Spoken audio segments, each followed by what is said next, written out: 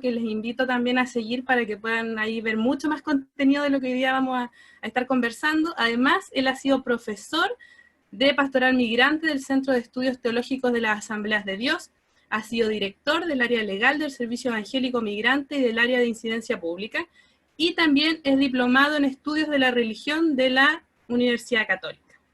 Así que Esteban, bienvenido, muchas gracias por estar con nosotros hoy día. También nos acompaña y va a estar conversando y compartiendo ideas el camarada Humberto Buroto. Él actualmente es vicepresidente de la Democracia Cristiana. También es coordinador de los evangélicos del PDC. De hecho, él fue una de las personas que gestionó y nos abrió también el espacio para empezar a hacer este tipo de encuentros. Licenciado en Sociología de la Universidad de Chile. También trabajó y fundó parte de la Ley de Culto, fundador del CONFETS, dirigente universitario también en su tiempo. Y también nos acompaña la señora Carmen Frey. Ella actualmente es nuestro rostro del partido y encargada del comando del Yo Apruebo. También aplauso para Carmen Frey. tiene ahí sus fans. La señora Carmen también fue senadora y actualmente es vicepresidenta también del Partido de la Democracia Cristiana. Así que ellos son nuestros panelistas. Hoy día el tema que nos convoca es una visión respecto de la política del mundo evangélico. Y quería partir primero con la señora Carmen. Bueno, un gusto de tenerla aquí. Muchas gracias por hacerse el tiempo. Les doy también la bienvenida a todos los que nos están escuchando. Antes de comenzar, les quería recordar de que pueden hacer sus preguntas por el chat de Zoom y también por los comentarios de Facebook, y nosotros podemos ir resolviendo, y la idea es que haya interacción también con las personas que hoy día nos acompañan, que es muy valioso que estén acá en un tema tan específico como es el Yo Apruebo, el mundo evangélico, etc.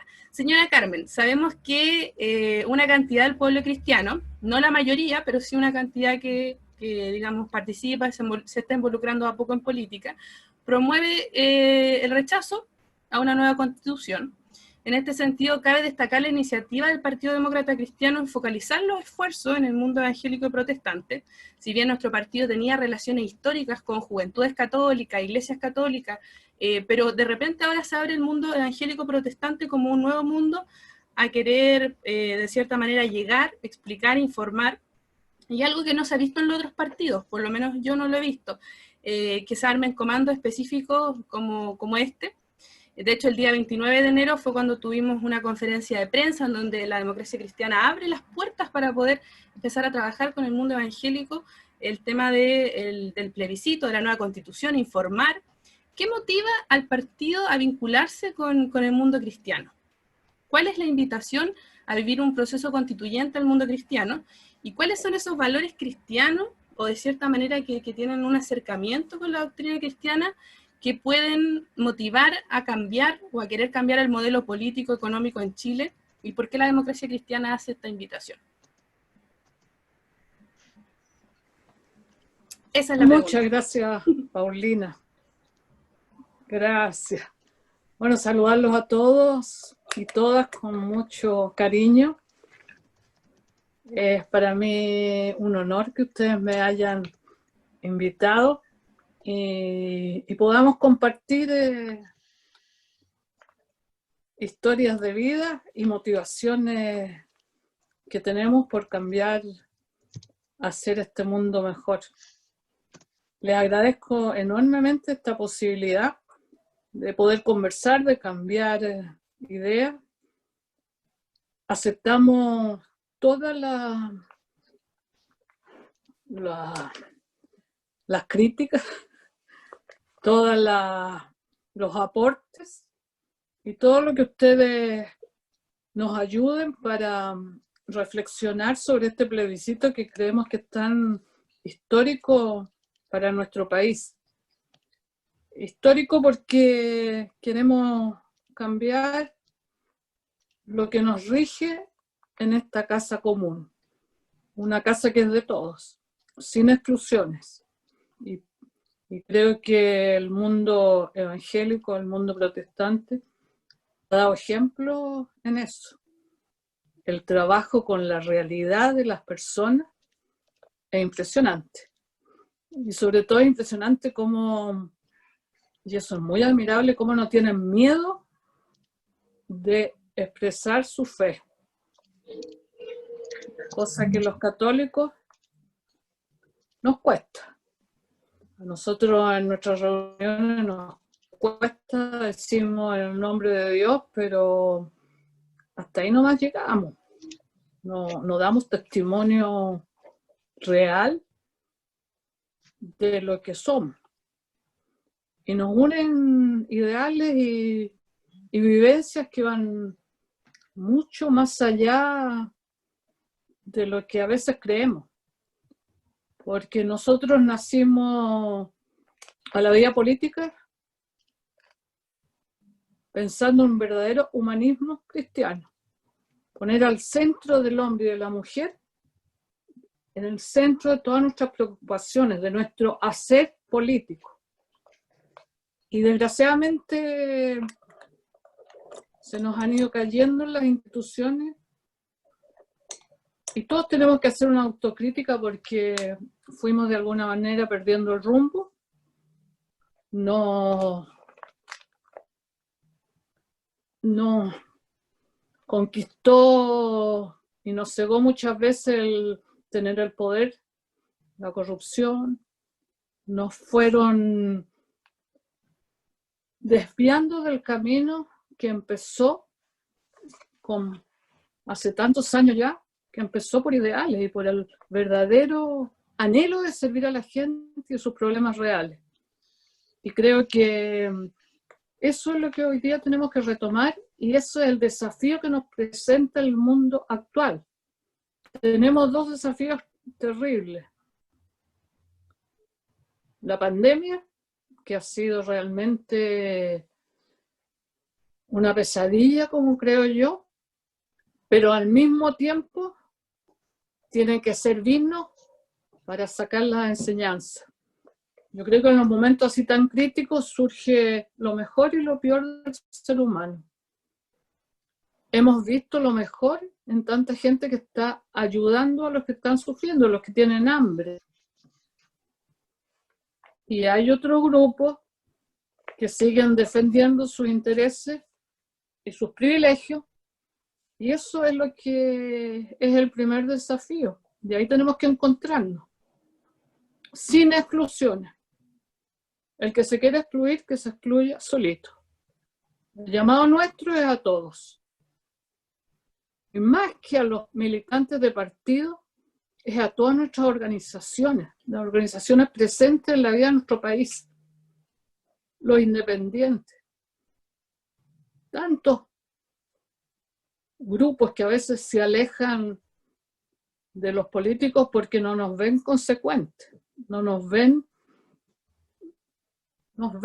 hablar mucho, pero no nos ven escuchar, no nos ven al servicio, como decíamos. Y yo creo que en eso nos unen valores cristianos que van mucho más allá de accionar político. Nos une eso, la humanidad, el verdadero sentimiento de estar juntos para caminar todos juntos.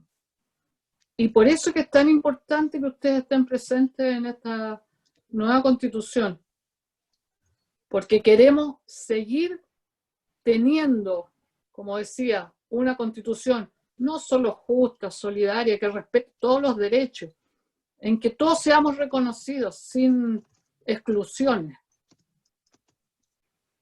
que podamos seguir como luego, desde cuántos años ya que el mundo evangélico y el mundo protestante, así como los judíos, los cristianos, los católicos, podemos estar en una libertad de culto con respeto. Ahora la derecha nos está metiendo en la campaña del terror, que no, que aquí vamos a volver al pasado, que se van a acabar, que vamos a poner imposiciones al pensamiento que tenga uno en lo religioso. En fin, tantas cosas que tenemos que desvirtuarlas con nuestro accionar y con el ser capaces de juntarnos, conversar y proyectar. Queremos una constitución con contenido, no es cambiar la Constitución por cambiarla. Queremos una Constitución moderna, porque los tiempos han cambiado. Hay temas que antes no estaban en la visión. El pueblo mapuche o todas nuestras etnias las habíamos dejado como al lado. Habíamos olvidado el tema del medio ambiente. Habíamos olvidado, y tal vez porque son cosas que ya van quedando, estábamos perdiendo el asombro ante las violaciones tan terribles de los derechos humanos. Y desgraciadamente en octubre, lo que pasó con tantas personas que quedaron ciegas, golpeadas, maltratadas,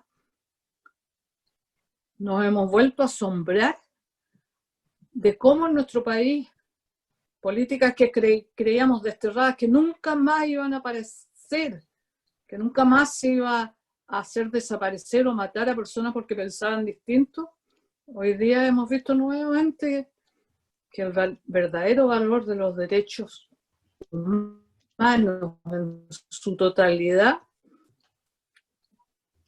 los habíamos olvidado un poco.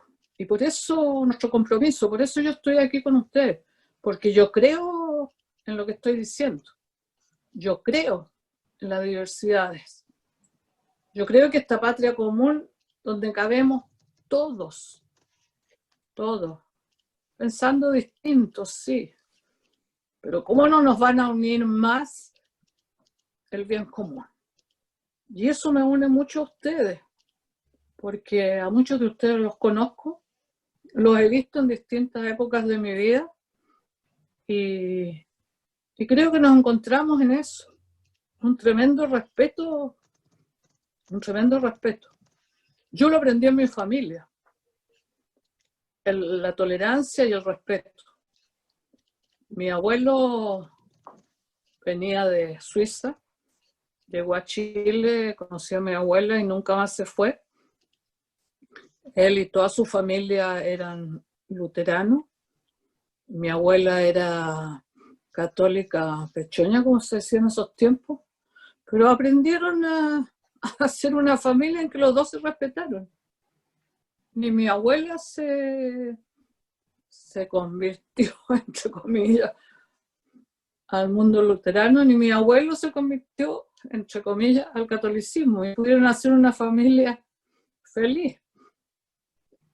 Yo siempre lo viví, o sea, para mí no era, o sea, era normal. Y a lo largo de mi vida lo he visto cada vez más. Y además que nosotros con mi marido estuvimos mucho tiempo en las comunidades carismáticas y ahí empezamos a valorar lo que eran. Hemos ido a mucho, en el campo especialmente, a muchas reuniones de protestantes, de evangélicos, y lo hemos visto en la sencillez para alabar a Dios y al mismo tiempo compartir y ser abiertos. Y eso lo hemos admirado con mi marido y se lo inculcamos a los hijos, esa manera de ver la religión como algo alegre, algo compartido, donde se perdona, pero se perdona de verdad, y se ayuda para salir. Yo, por decirlo francamente, ¿cuántas veces tantos campesinos que veía que o caían en el alcohol o golpeaban a sus parejas, y gracias a un reencuentro cambiaron? Y eso sin duda es porque han sabido transmitir y estar presentes en los problemas reales, en los problemas humanos. Entonces, por eso para mí estas reuniones, y no lo digo por decirlo, es importante porque, ¿cómo decirles? Es sentirme acompañada en el alma. Porque aquí no estamos no estamos sacando dividendos políticos. Aquí estamos juntándonos a trabajar por un bien común. Entonces, les agradezco mucho. No quiero alargarme más porque después me retan de que hablo mucho, pero quisiera transmitirle mi cariño y el compartir, que podamos compartir dentro de nuestras diferencias, compartir lo que nos une, que yo siento que es mucho más, y me alegro tanto verlas. Además, esta pandemia nos ha servido para esta modernización del Zoom, en que nos vemos y podemos estar en contacto, a lo mejor no podernos tocar ni abrazar, pero mirarnos. Y eso, todos metidos en sus casas, se añora poder. Así que estos encuentros, bueno, nada más que darle las gracias y trabajemos juntos. Nada más. Gracias. Muchas gracias, señora Carmen, por su intervención muy buena. Quiero también agradecerle por el espacio, por estar aquí. También agradecerle a Manuel Gallardo, secretario ejecutivo del Comando del Apruebo, quien haya estado facilitando, gestionando el día de hoy todo lo que estamos realizando. Ya se está transmitiendo por Facebook desde la página del Yo Apruebo este conversatorio, así que los invito a todos y a todas quienes quieran hacer preguntas por el chat o por Facebook. Así que muchas gracias, señora Carmen. Quisiera seguir con Humberto Buroto, consultarte un poco tu visión desde tu experiencia respecto de que, bueno, del dilema y el debate del apruebo y del rechazo se está dando a todo nivel de la sociedad, político, pero también religioso dentro de la iglesia. Hay un mundo dentro de la iglesia católica y evangélica que rechaza y que aprueba, y muchos de estos argumentos se dan en términos bíblicos. Hay una disputa de argumentos bíblicos. ¿Qué pasa con el mundo cristiano? ¿Nos cuesta separar un poco lo que es la religión de lo que es la política? ¿Y cómo eso se ha visto en Chile? ¿Y cuál fue la influencia o el aporte de la ley de culto en este sentido? Sobre eso quisiera consultarte, Humberto. Bueno, muchas gracias por la invitación, Paulina. Felicitaciones a todos los presentes y a los que están escuchando. Un saludo a las comunidades evangélicas a las que podamos llegar. La verdad es que es refrescante escuchar a Carmen en la sencillez, en la humanidad profunda de su comentario. Pero hay que situar el debate y ese es el aporte que yo quiero hacer, situar el debate en el problema que estamos convocados. El país vive una crisis tremenda, o sea, a nosotros, a varios, se nos han muerto amigos, familiares, el azote de la pandemia llega a las casas. Tenemos tantos camaradas, nosotros ahora trabajando en primera línea en el servicio de salud, arriesgando su vida por el bienestar de la gente. Hemos visto cómo la gente ha quedado privada de recursos y confinada en sus casas. Pero esto no es solo la pandemia, también vivimos antes de la pandemia, y no es bueno que se nos olvide en la realidad concreta en la que vive la gente de carne y hueso. Vivimos una crisis, un estallido social tremendo, es un malestar de la ciudadanía, evangélicos y no evangélicos, cuestionando un orden social, una situación económica, un modelo económico que garantiza un crecimiento inequitativo, pensiones de crisis, de miseria, es decir, inequidades sociales que han caracterizado esta última parte del desarrollo de nuestra patria y que llevan a poner en cuestión incluso la convivencia pacífica, violencia en las poblaciones, violencia incluso de parte de la fuerza policial, personas heridas. El Instituto Nacional de Derechos Humanos hace remover a Helmut Frenz y al cardenal Silva Enrique por los atropellos a los derechos humanos que hemos vivido en menos del último año. Y estos son datos, son realidades habladas hasta por los organismos internacionales. Tenemos un gobierno en crisis. Más allá de si votaste o no por el presidente Piñera, este es un gobierno que está con una bajísima legitimidad y llega tarde a enfrentar la crisis. Y es por eso que se produjo un acuerdo, porque la crisis era tan profunda y porque hubo una movilización gigantesca y porque para darle una salida, a pesar de la voluntad del presidente, que estaba llamando a los militares a poner más mano dura, y los militares no le aguantaron, es que hay un acuerdo político en Chile para darle una salida a esta tensión. Y el acuerdo político es ir a resolver un problema estructural de nuestra convivencia, que no empezó ni con Piñera, ni en el gobierno pasado de la Concertación, que viene de mucho más atrás. Y es doblemente significativa la presencia de Carmen aquí. Tanto Carmen, creo que yo soy el otro viejo aquí, que estuvimos en 1980 en el Teatro Caupolicán, cuando ante la imposición de una constitución fraudulenta, el presidente Eduardo Frei Montalva encabezó a todos los sectores democráticos de Chile para oponerse a que se nos impusiera esa constitución. Y ahí estuvimos, yo estaba con un foco, iluminando a don Eduardo mientras hablaba cuando tenía 18 años. Ahora estoy harto más viejo, claramente. Entonces, estamos ante una falla estructural de nuestra convivencia como país. Otros países, la Constitución es el sueño, el proyecto del país, el que nos une. Por ejemplo, constituciones donde el ciudadano relata que es donde se define que todos los hombres y mujeres nacen libres y iguales con el derecho a buscar la felicidad. Y eso es un proyecto, es una idea de país que los une. Nosotros no sentimos eso en la Constitución. Sabemos que fue hecha por un fraude. Sabemos que consolida la limitación del Estado para poder resolver problemas de la ciudadanía porque defiende a quienes mantienen la concentración económica en nuestra patria. Sabemos que es una definición que, por ejemplo, es ciega ante la realidad histórica de nuestro país frente a los pueblos originarios.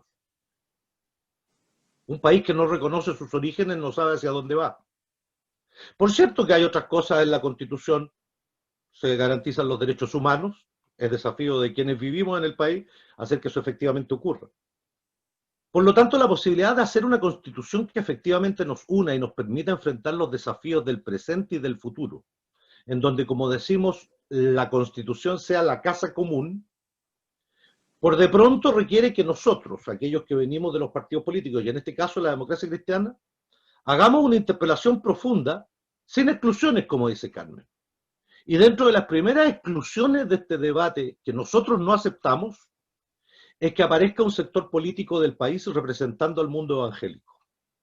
Básicamente, los sectores de derecha, incluso de los sectores de derecha más conservadores, más ortodoxos, incluso filonacionalistas, es decir, más cercanos al pinochetismo, pretendan hacer una manipulación que hicieron en dictadura sobre el pueblo evangélico.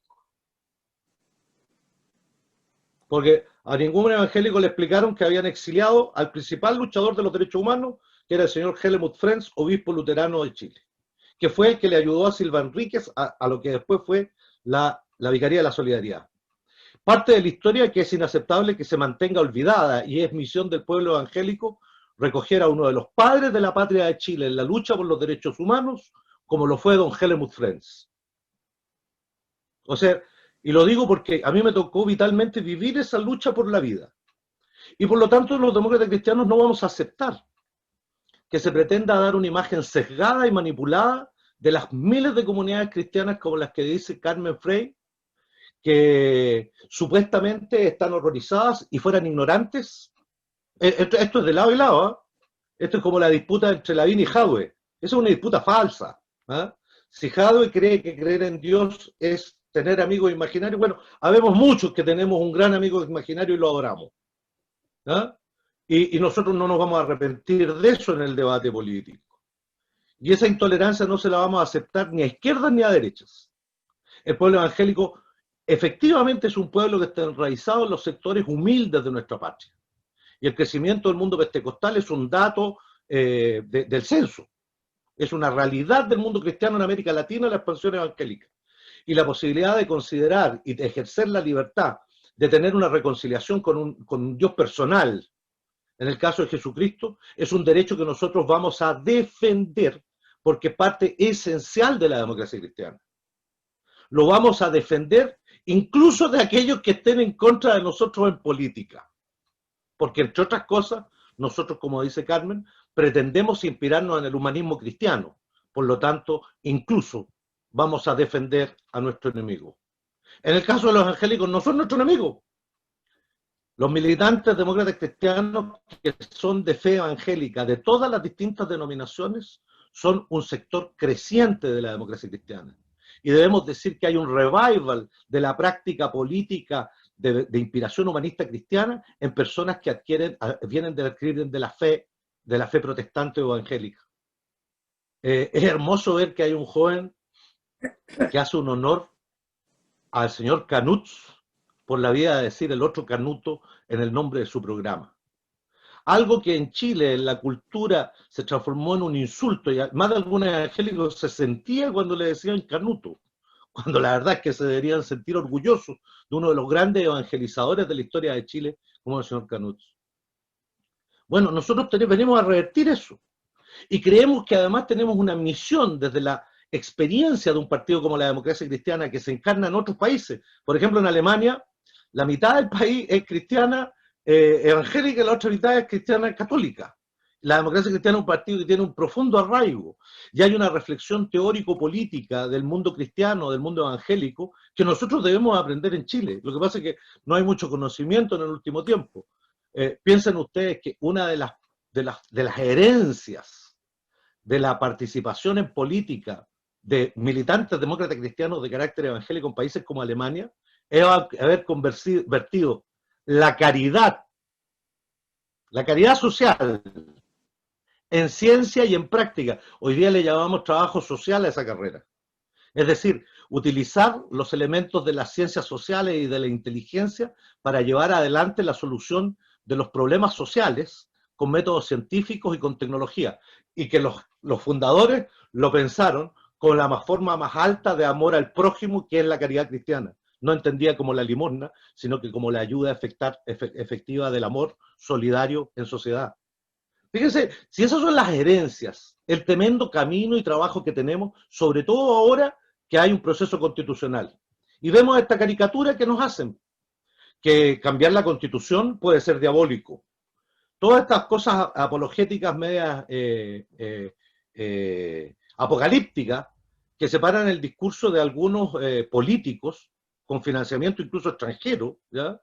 Y que buscan, digamos, tergiversar esto y convencernos de que los evangélicos son una manga de incultos que creen que efectivamente en Chile se puede consolidar una cosa como en Venezuela. Y ya ha tenido efectivamente resultados en algún minuto. Pero claramente habemos fuerzas políticas democráticas, incluso de inspiración cristiana como la democracia cristiana, que vamos a permitir jamás, ni a izquierda ni a derecha, limitaciones a la libertad de culto en Chile. Y eso tienen que tenerlo claro, porque esto equivale a la lucha de los derechos humanos. Nosotros arriesgamos nuestra vida, tenemos mártires en esto, ¿ya? Otra cosa es que hoy en algún minuto hayamos tenido discusiones parlamentarias para hacer la ley de culto, yo participé en eso. O la creación de lo que hoy día existe en La Moneda, que también me tocó participar cuando con todos los pastores de todas las denominaciones logramos hacerle un petitorio al gobierno y poder instalar capellanes, porque entre paréntesis, otra cultura ya no de los creyentes, sino que de algunos no creyentes, instalar capellanes en los hospitales.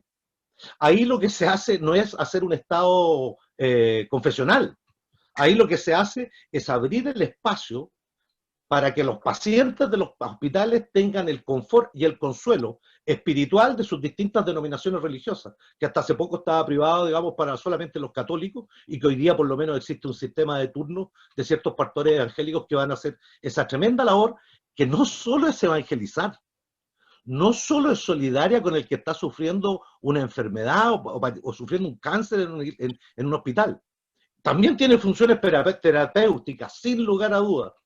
Porque el hombre, y en eso nosotros estamos absolutamente convencidos, es cuerpo y es espíritu. Pero esto queremos decirlo con mucha fortaleza. Yo creo que, por favor, aquí que no se equivoquen ni los camaradas, ni la gente del mundo evangélico. Estas son decisiones ya tomadas. Nosotros nos vamos a pelear en esta constitución y en otra, no solo porque exista libertad de culto, sino que por profundizarla. ¿Ah? Esta es una cuestión que tiene que quedar en la libertad, el ejercicio de la libertad humana en el campo religioso es un antecedente predemocrático fundamental.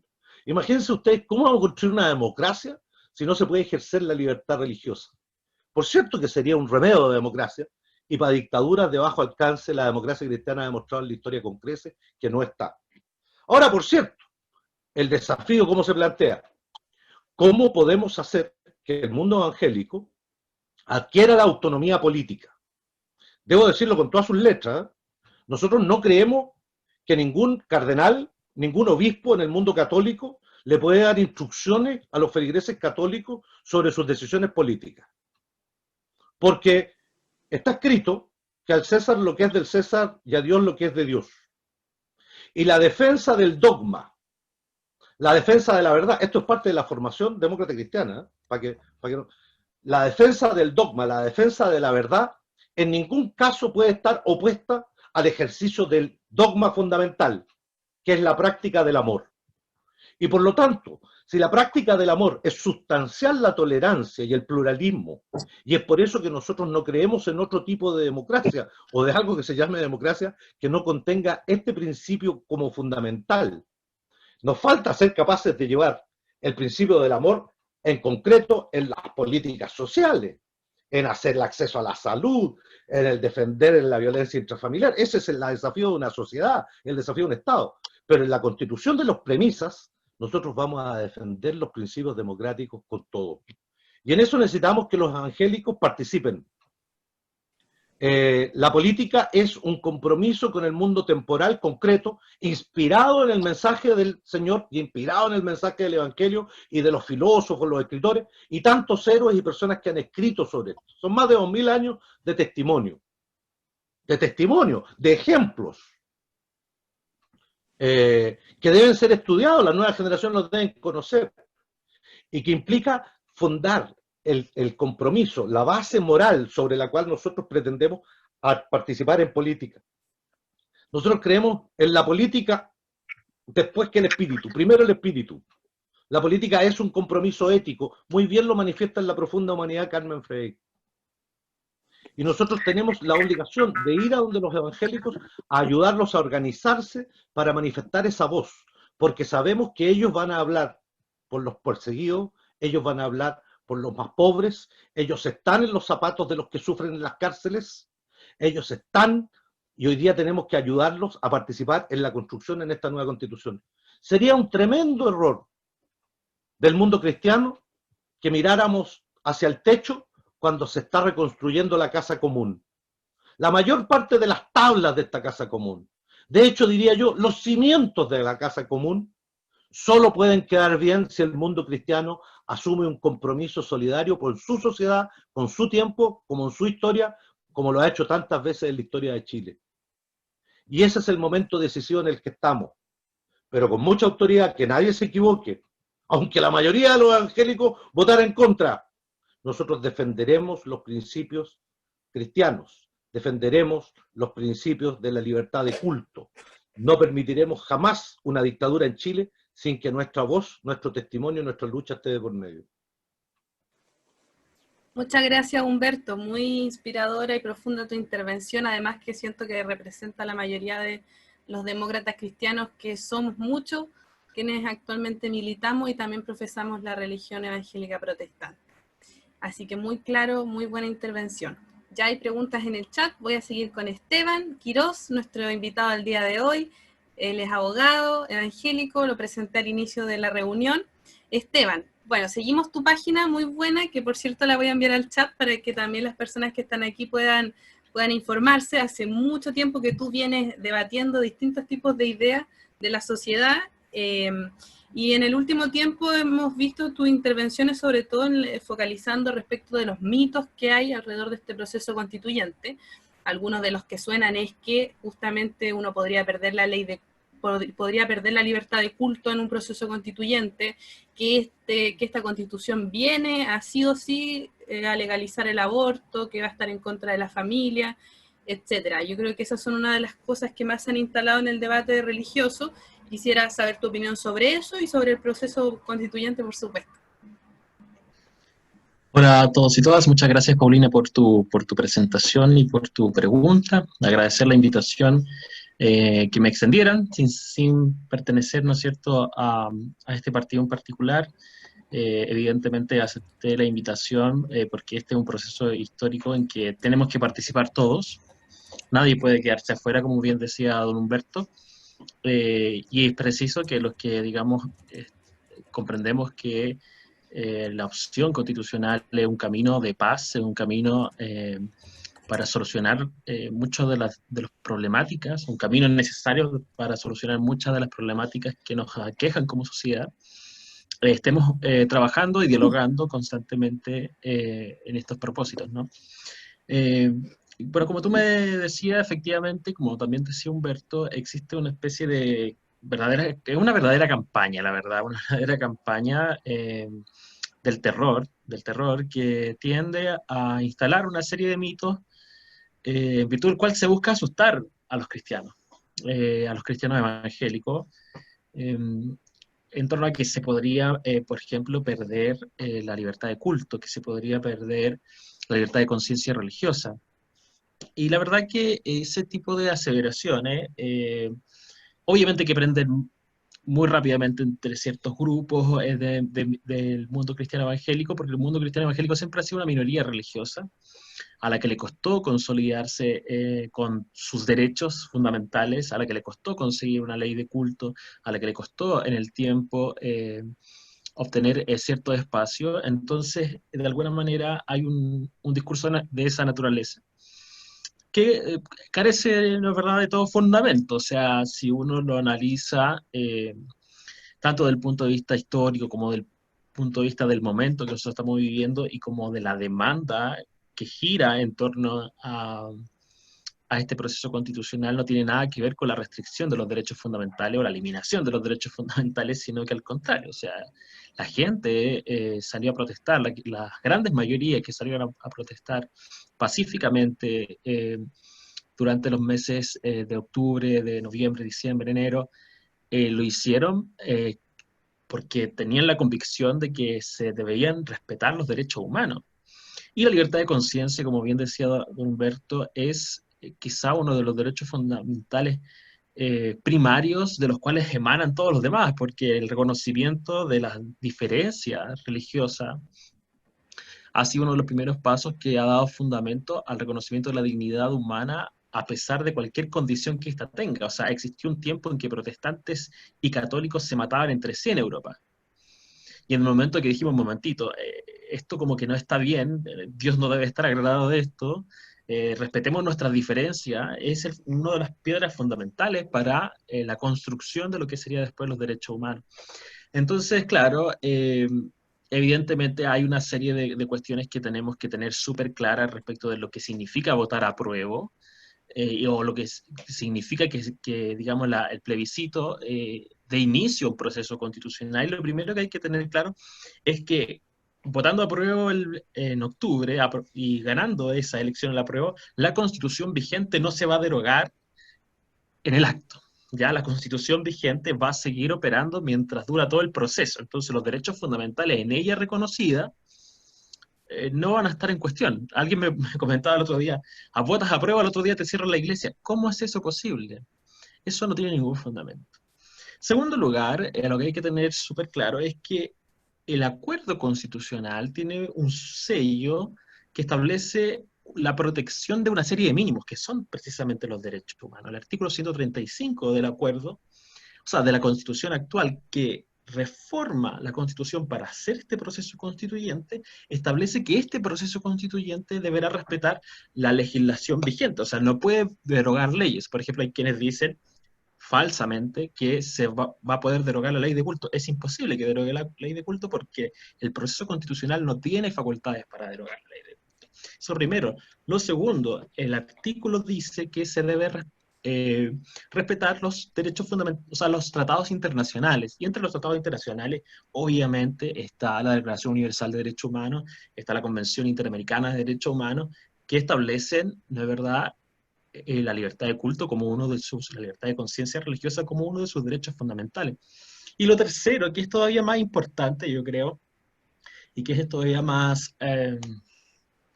claro, que independiente de que no existiera ese artículo o que ese artículo no tuviera ningún fundamento, en realidad la libertad de conciencia desde la Constitución del 25, prácticamente antes, desde más o menos finales del siglo XIX, cuando se dictaron las leyes laicas que empezaron a separar la Iglesia Católica del Estado, la libertad de conciencia empezó a formar parte fundamental de la tradición constitucional chilena.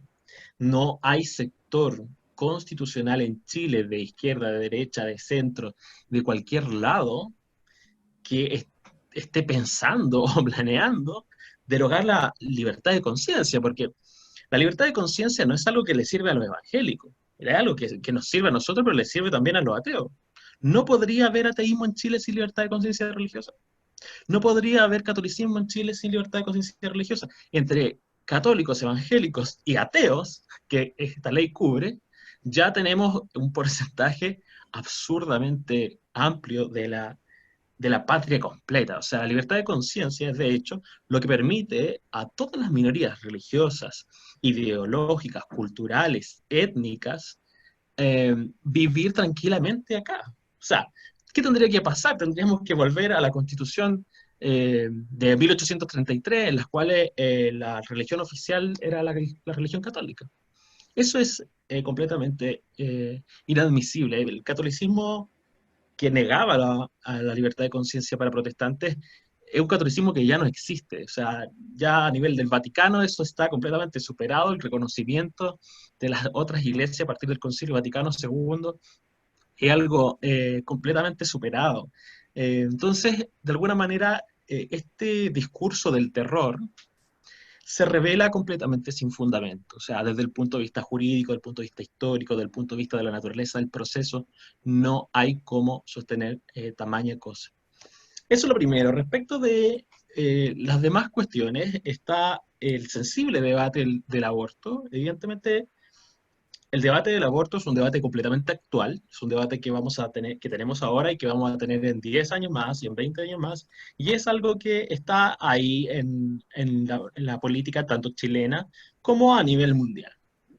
Y las políticas de aborto en realidad no se deciden en este momento en la cuestión constitucional. O sea, para que se apruebe una ley de aborto, eso es una materia de ley, no es una materia constitucional. Hay quienes dicen que la constitución actual, que tiene una cláusula, ¿no es verdad?, de protección de la vida del que está por nacer, de alguna manera podría negar una legislación de aborto, pero eso es completamente falso. O sea, en Chile actualmente, esta es una discusión que se dio hace algunos años, existen leyes de aborto, que es la ley de aborto 3 causales, y que el Tribunal Constitucional zanjó diciendo que era constitucional. O sea, se dice que esta constitución prohíbe el aborto, y esto es dirigido para los grupos evangélicos que tienen una mirada pro penalización del aborto. Y le dicen, si se cambia la constitución, se aprueba la ley de aborto. Eso es falso. Con la constitución vigente, ya es plenamente posible aprobar una ley de aborto o no. Y con la constitución nueva, si se aprueba o no, bueno, si se aprobara, digamos, tampoco van a hacer una ley de aborto por eso. Esa ley solo van a hacer si se discute en el Congreso, no tiene nada que ver con los temas constitucionales. Lo mismo pasa con la materia de la protección de la familia. Hay una cuestión súper importante allí que se dice, mire, la protección de la familia es muy importante, la verdad, y está relacionado esto con la mirada del respeto a los derechos civiles de las minorías sexuales. Y dicen, para poder aprobar esta ley, por ejemplo, ley de matrimonio homosexual, van a derogar la familia como núcleo de la sociedad que aparece en la Constitución. Pero esto también nuevamente denota un desconocimiento jurídico bien importante, porque precisamente las leyes que aprueban el reconocimiento del matrimonio para personas del mismo sexo, por ejemplo, se basan en este tipo de artículos. De hecho, si ustedes van al acuerdo que llegó la presidenta Bachelet con el móvil, se basa en el artículo de la Constitución, el artículo número 1, que establece a la familia como núcleo fundamental, porque precisamente las parejas homosexuales dicen, si la Constitución reconoce a la familia, tiene que reconocer mi familia. Entonces, la discusión sobre el matrimonio homosexual no está relacionada de manera negativa con la Constitución actual en torno al reconocimiento de la familia. No sé si me explico. O sea, el acuerdo de unión civil que ya reconoció en cierta manera la familia que nace de una relación homosexual es plenamente constitucional. Esta norma no la ataca. Entonces, las personas del mundo LGTB no tienen interés en derogar esta norma. ¿Ya? ¿Quién podría tener interés en derogar esta norma? Bueno, las personas que tienen una mirada muy relacionada con un liberalismo a ultranza, ¿no? Pero si ustedes lo revisan, eso en Chile prácticamente personas que consideren que la familia no es importante, no es el núcleo de la sociedad, tampoco existe. Hay una mala interpretación del significado de esa norma, y de hecho la protección de la familia es un derecho humano.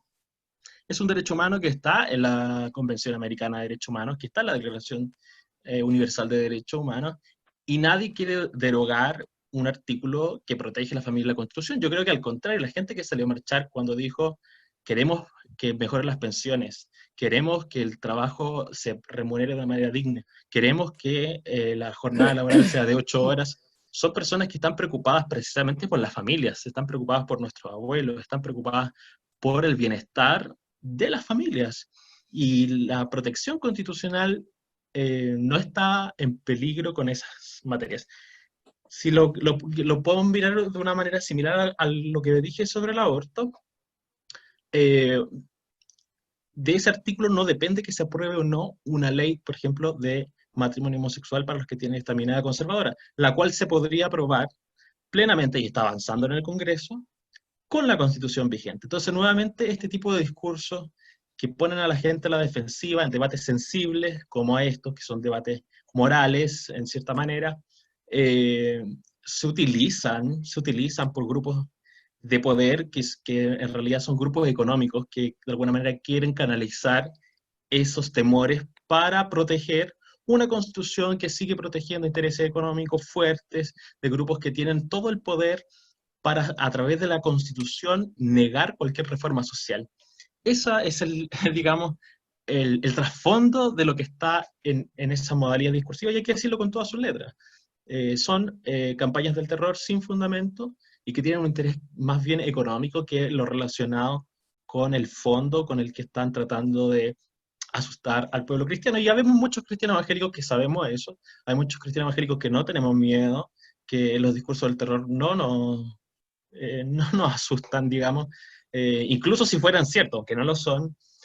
También creemos en la presencia de Dios en nuestras vidas, ¿no? De que en la peor situación siempre Dios está con nosotros, pero esos discursos no son reales tampoco. Entonces, de alguna manera se ha faltado el respeto, yo creo, un poco al mundo evangélico, se le ha estado utilizando.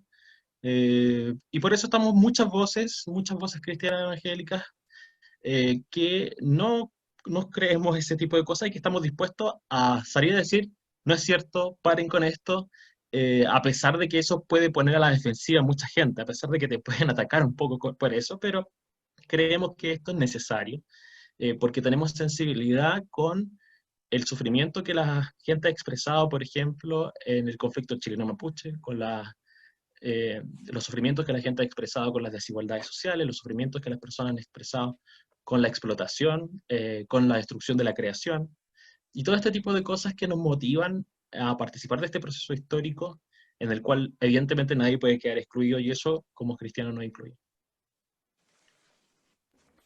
Muchas gracias, Esteban. Muy claro, muy buena tu intervención. De verdad que escucharte yo creo que fue un tremendo proceso de claridad y formación incluso para nosotros mismos, los que ya estamos aventurados en este proceso de querer informar y quitar un poco los miedos del tema constituyente. Escucharte es como de nuevo entender las razones de por qué tenemos que seguir adelante. Así que muchas gracias.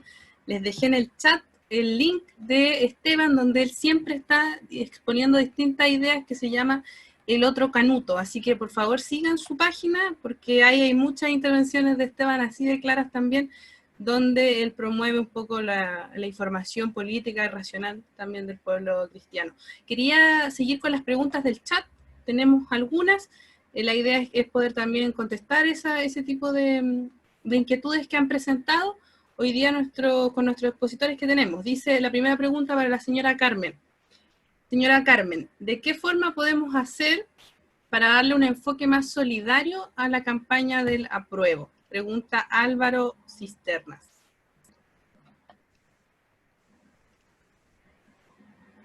¿Al tiro contesto? ¿Sí? Sí, al tiro. Álvaro, gracias por la pregunta. nos hemos encontrado, ya nos reconocemos. Yo creo que es fundamental que le demos esa inspiración, porque si no, no tiene sentido. Y yo creo un poco, como decíamos antes, con la pandemia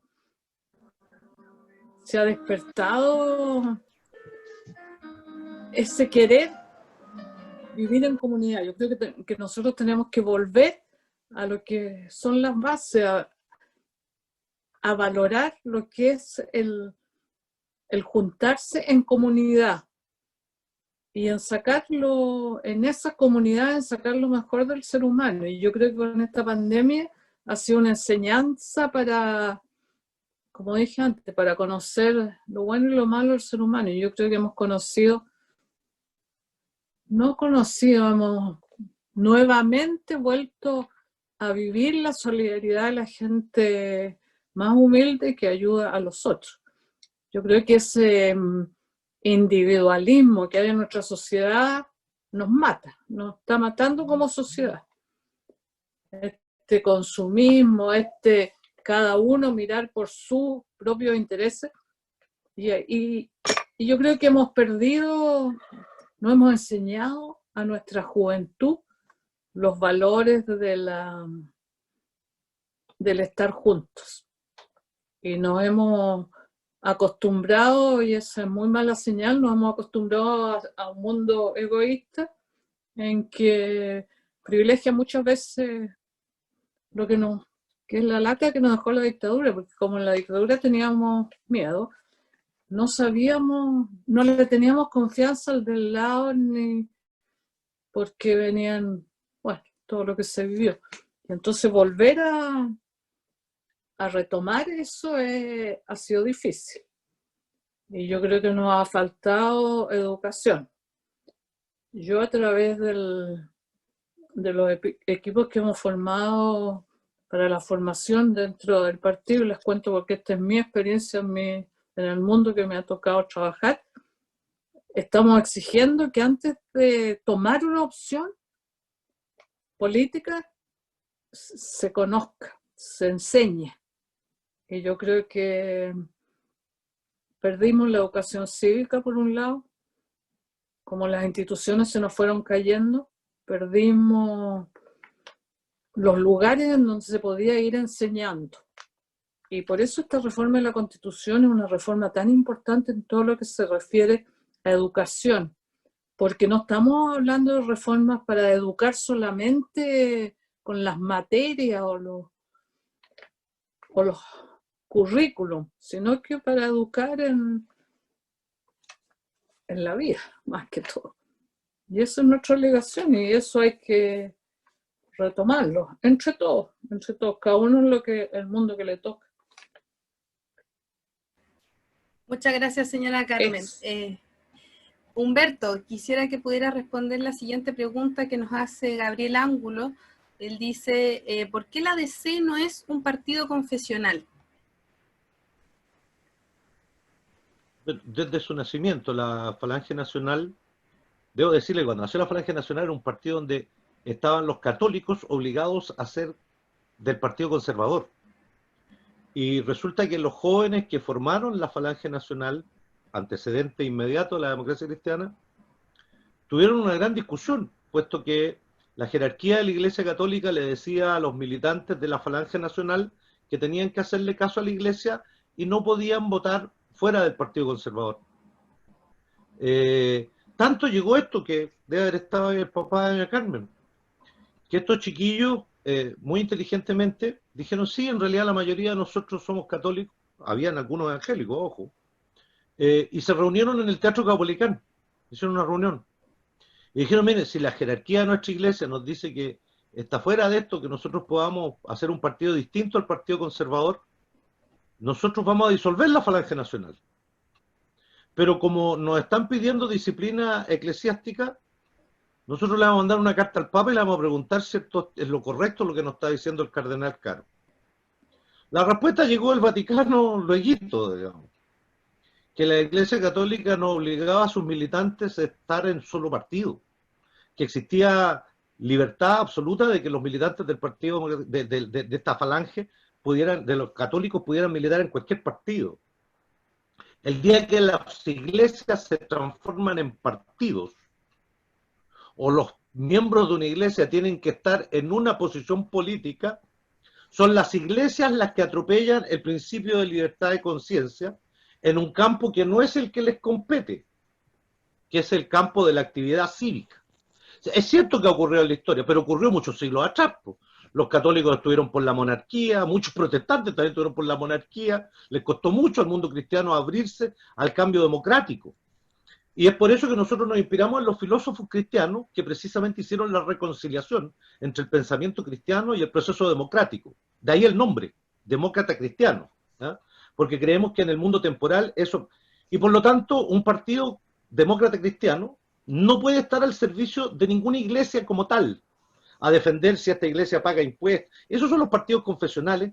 Nosotros no, nosotros creemos en un partido que viene a transformar la realidad social, que denuncia un capitalismo salvaje, hoy día colapsado medioambientalmente, ya sabemos de hace mucho tiempo moralmente y humanamente, y venimos a transformarlo. Y en Chile hemos hecho transformaciones por la vía pacífica, por la vía democrática, porque creemos en el diálogo, no creemos en las revoluciones con fusiles. Nosotros, a veces nos dicen moderados, nos dicen amarillos incluso, porque nosotros estamos por el diálogo, por la persuasión política, por el camino del espíritu y no de la fuerza, como la opción privilegiada por nuestra parte. Y es por eso que nosotros rechazamos los partidos confesionales en términos de que la gente podría estar de acuerdo en hacer un partido para defender los intereses de la iglesia musulmana o protestante o católica, pero eso no es nuestra tarea es inspirarnos en el humanismo cristiano, abrir nuestras puertas, en este caso a todas las confesiones cristianas, incluso a aquellas personas que no tienen la gracia de la fe, pero comparten los valores del cristianismo, la deliberación ética que permite tomar decisiones y al mismo tiempo hacer transformaciones. Solo quisiera decir algo que mencionó la Carmen ahí de pasada, permítanme aprovechar esto, porque la Carmen se da el lujo de decirlo cortito, digamos, pero permítanme profundizarlo. Cuando ella habla de profundizar, de la democracia profunda, la democracia desde la base, ¿eh? Estamos hablando de las comunidades. ¿Qué más demócrata cristiano que el espíritu comunitario nuestro? ¿Eh? Y por lo tanto, cuando un líder de la democracia cristiana, una persona con tanta tradición como la Carmen, nos dice que estamos construyendo una sociedad en la cual la comunidad es central. Estamos hablando también de darle más poder a la ciudadanía. Fíjense, un cristiano, para ser buen cristiano, además también tiene que ser buen ciudadano. Un poco entre ambas religiones. Esteban.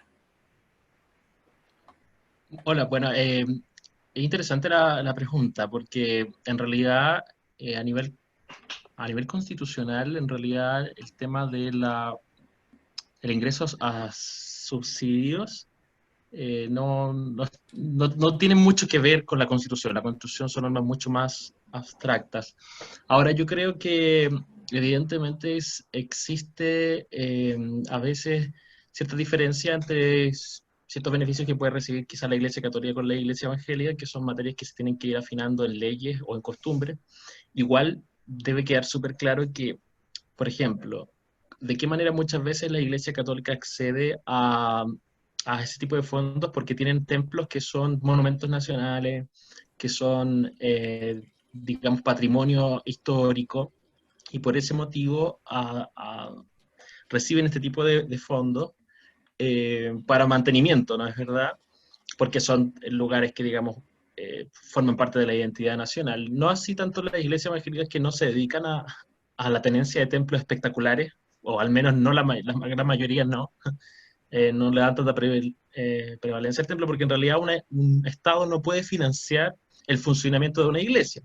Ahora yo quisiera hacer esa precisión de que es importante que quizás los cristianos también, siguiendo lo que decía un poco doña Carmen, deberíamos tener una mirada un poco más crítica de ese tipo de prácticas, ¿no? Porque de alguna manera hay unas relaciones clientelares que se han formado de repente entre las iglesias y los gobiernos en términos de obtener beneficios, de obtener un poco para mi templo, pero yo creo que los cristianos tenemos un llamamiento distinto, ¿no? O sea, Jesús dijo, mejor es dar que recibir, o sea, las iglesias que se ponen al servicio del país o al país al servicio de la iglesia. Creo que tenemos que tener súper claro que los cristianos que tenemos que mirar al Estado no una vez más como una fuente para obtener cosas para nosotros, sino como una manera de acceder al bien común. Entonces, claro, sería relevante a lo mejor que entrar en cooperación con el Estado para tener fundaciones, para ayudar al prójimo, para, digamos, para ir en ayuda de los presos, claro, ahí sí, para la ayuda de los hospitales, maravillosa idea. Entonces hay que tener un poco de ojo con eso, yo creo que tenemos que ser autocríticos porque los evangélicos hemos recibido subsidios, el gobierno de las concertaciones, el gobierno de Michelle Bachelet, el gobierno de Sebastián Piñera, hemos recibido ese tipo de cosas y de repente quizá eso no es lo que la ciudadanía, y más que la ciudadanía, nuestra mirada cristiana debe tener, sino que servir. Servir es mucho mejor que dar. Que recibir. O sea, que recibir, perdón. Muchas gracias, Esteban. Quisiera, agradecerle a todos y todas las que estuvieron con nosotros el día de hoy. Quisiera invitar a los expositores, a la señora Carmen, Humberto, Esteban, a poder entregar un último mensaje de reflexión para poder cerrar la jornada del día de hoy, pensando en cuál es el mensaje que le podemos dejar a los ministros y ministras, líderes y lideresas del pueblo evangélico y protestante, y de cierta manera quisiera que cada uno pudiera entregar un aporte, ya sea de cosmovisión, teológico, o de convicción de por qué es necesario hoy día un cambio en nuestro país, un cambio profundo de su sistema político, económico, ya que estamos en un país con un alto índice de desigualdad, pobreza, inequidad, etc. Así que quisiera que partiera la señora Carmen primero con ese mensaje. Active su micrófono, a ver. Ahí sí. Ya, ahí sí. Bueno, quisiera darle las gracias especialmente a Esteban. Creo que para mí me ha servido mucho una clase realmente magistral que nos ha dado. Yo estoy muy contenta de haber estado con él y oírlo. Y voy a seguir el otro Canuto y voy a seguir su clase porque creo que nos van a servir mucho para enseñar. Así que muchas gracias, Esteban. Ha sido un gusto enorme estar contigo y aprender de ti. Y a Humberto, que le doy así, pues lo conozco de chiquitito. Sé que tiene unas tremendas capacidades. Bueno, en mi familia, desde mi marido, que era sociólogo, tengo 2 hijas sociólogas, así que conozco la facilidad de los sociólogos para hablar y hablar bien. Así que, Humberto, como siempre, a ti y a la Silvana, todo mi cariño y mi agradecimiento porque junto con Paulina me han dado la posibilidad de estar con ustedes, de aprender, que uno tiene siempre que aprender. Lo que yo quisiera ponerle como desafío es no solo vamos a votar por el apruebo del plebiscito, sino que al mismo tiempo va a haber otro voto que va a ser por la Asamblea Constituyente o lo que está planteando la derecha, una asamblea mixta, que sea mitad el Parlamento actual y mitad otra gente designada. Nosotros vamos a votar obviamente por la Asamblea Constituyente porque creemos que es la manera de que el 100% de las personas que van a trabajar en la Constitución sean elegidas por la gente. Y ahí está el desafío para ustedes, porque tienen que hacer todo lo posible y trabajar y jugársela para que el mundo evangélico protestante tenga voz y voto en esa redacción de la nueva Constitución. Y tienen que buscar a su mejor gente para que se postule a ser constituyente. Yo, para dar un ejemplo, lo que he conocido a Esteban hoy día, yo creo que sería, no es que te esté proclamando, pero sí te estoy diciendo que serías un tremendo aporte con tu capacidad y con tu conocimiento para estar en una asamblea constituyente con el pensamiento de lo que quiere la iglesia evangélica y protestante. Entonces, es un desafío de ustedes porque vamos a construir una casa entre todos, pero tienen que haber algunos maestros que estén dispuestos a estar ahí y hacerse presente, porque en este mundo a nadie le regalan espacio, a nadie. Cada uno tiene que buscarse su espacio de buena manera, con respeto a todo lo demás, pero buscarse su espacio.